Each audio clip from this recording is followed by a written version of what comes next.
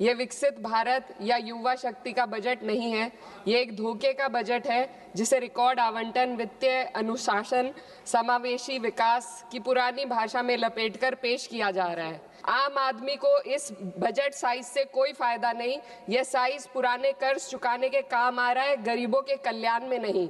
नौकर पेशी और मध्यम वर्ग आज देश को चला रहे हैं, वहीं बड़े उद्योगपति जो 2015 में 62% योगदान देते थे, आज मात्र 40% ही दे रहे हैं। ये साफ है, उद्योगपतियों मित्रों को राहत दी जा रही है और आम जनता के लिए आफत बढ़ाई जा रही है।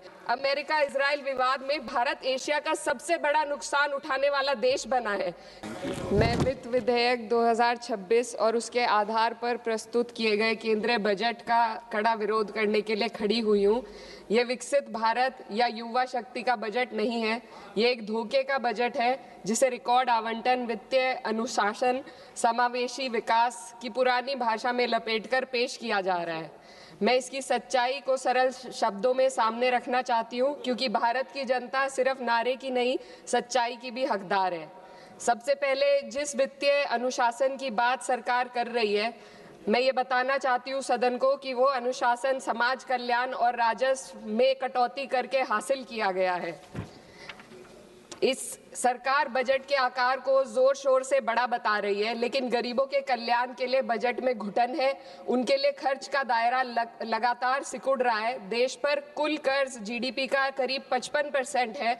ब्याज भुगतान में ही बजट का लगभग 1/4 हिस्सा चला जाता है, जो कुल राजस्व का 40% है। आम आदमी को इस बजट साइज से कोई फायदा नहीं।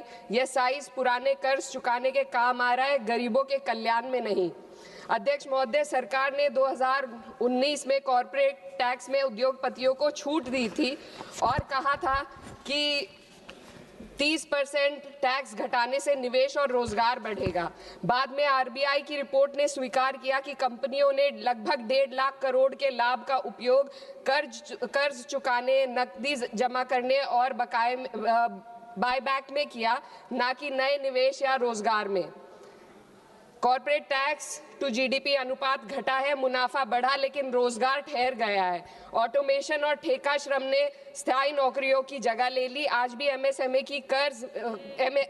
को कर्ज नहीं मिल रहा। युवाओं में बेरोजगारी बनी हुई है और असमानता लगातार बढ़ती जा रही है। शीर्ष 1% ने विकास का बड़ा हिस्सा अपने पास रख लिया, जबकि बाकी जनता ने अप्रत्यक्ष करों और कटे हुए कल्याण के माध्यम से इसकी कीमत चुकाई है। ये विधेयक उसी कॉर्पोरेट प्रथम नीति को जारी रखता है। ये सुधार नहीं, बल्कि बड़े उद्योगों के सामने आत्मसमर्पण है।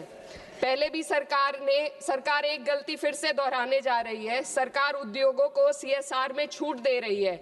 सीएसआर फंड से जनता के लिए जरूरी विकास कार्य किए जाते हैं। सरकार ने पहले भी कॉर्पोरेट टैक्स में जो छूट देकर निवेश और रोजगार बढ़ाने का वादा किया था, लेकिन इस छूट का फायदा सिर्फ उद्योगपतियों ने कर्ज चुकाने में किया, ना कि देश के अंदर रोजगार या विकास में हुआ। अब सीएसआर में ढील देकर सरकार ठीक वही गलती दोहरा रही है। इससे स्कूल, सड़क और अस्पताल जैसी बुनियादी विकास कार्यों पर फर्क पड़ेगा। इनकम टैक्स और जीएसटी आज देश की कुल आमदनी का 65% है। नौकर पेशी और मध्यम वर्ग आज देश को चला रहे हैं, वहीं बड़े उद्योगपति जो 2015 में 62% योगदान देते थे, आज मात्र 40% ही दे रहे हैं। ये साफ है, उद्योगपतियों मित्रों को राहत दी जा रही है और आम जनता के लिए आफत बढ़ाई जा रही है। पिछले 1 दशक से मजदूरी बिल्कुल नहीं बढ़ी। पहले छोटे से छोटा आदमी अपनी मजदूरी बचाकर डाक खाने में जमा करता था, आज 2 वक्त की रोटी का इंतजाम भी मुश्किल हो गया है। आरबीआई का डेटा बताता है कि पर्सनल लोन 500% बढ़ गया है। लोग लोन अपनी तरक्की या मकान के लिए नहीं ले रहे, बल्कि रोजमर्रा की छोटी छोटी जरूरतों को पूरा करने के लिए आज ले रहे हैं। इस फाइनेंस बिल ने देश के सबसे कमजोर वर्गों के विकास, कल्याण और रोजगार सृजन के लिए कोई समाधान नहीं दिया। आय बढ़ाने का कोई रोड मैप नहीं है। युवाओं की नौकरियों का सपना टूटता जा रहा है। अध्यक्ष महोदय, देश की अर्थव्यवस्था कई फैक्टर्स पर निर्भर करती है। हाल के दिनों में सरकार ने 2 बड़े ब्लंडर किए हैं जिनका बोझ आम जनता को उठाना पड़ रहा है। एक हमारी यूएस के साथ जो ट्रेड डील है और दूसरा विदेश नीति में अमेरिका के सामने जो हमारा आत्मसमर्पण है। खाड़ी क्षेत्र में कभी भारत का रुख स्वतंत्र और संतुलित था, लेकिन आज हमें दूसरों के संघर्ष में उलझकर नुकसान उठाना पड़ रहा है। ईरान अमेरिका इजराइल विवाद में भारत एशिया का सबसे बड़ा नुकसान उठाने वाला देश बना है। चीन सस्ता तेल लेकर अपने नागरिकों को राहत दे रहा है, जबकि हमारे यहाँ एलपीजी और पेट्रोल की कीमतें लगातार बढ़ती जा रही है।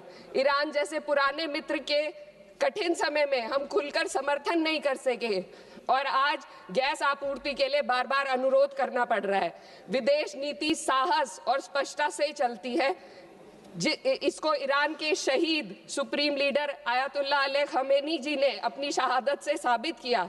36 साल की उम्र के लीडर ने कभी 56 इंच की छाती का दावा नहीं किया, बल्कि जब जरूरत पड़ी तो अमेरिका के सामने झुकने की बजाय उन्होंने शहादत को गले लगाना पसंद किया।